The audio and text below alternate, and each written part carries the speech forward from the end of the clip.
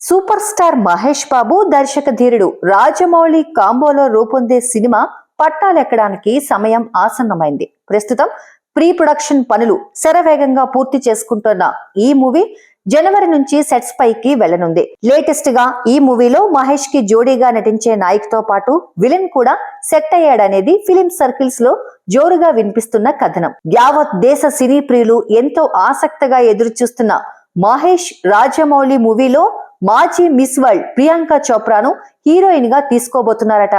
గతంలో రామ్ చరణ్ తో జంజీర్ సినిమాలో నాయికగా నటించింది ప్రియాంక.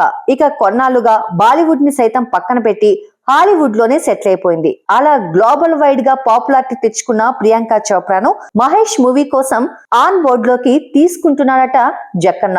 ఈ సినిమాలో విలన్ గా మలయాళీ స్టార్ పృథ్వీరాజ్ చేయబోతున్నాడనే న్యూస్ నెట్టింట జోరుగా చక్కర్లు కొడుతోంది. అయితే SSMB29 హీరోయిన్ విలన్ విషయంపై ఇంకా టీం నుంచి అధికారిక ప్రకటన రావాల్సి ఉంది. మొత్తంగా ఆఫ్రికా అడవులు నేపథ్యంలో సాగే ఈ సినిమాను 1000 కోట్లు బడ్జెట్ తో తెరకెక్కించబోతున్నాడు దర్శక ధీరుడు రాజమౌళి.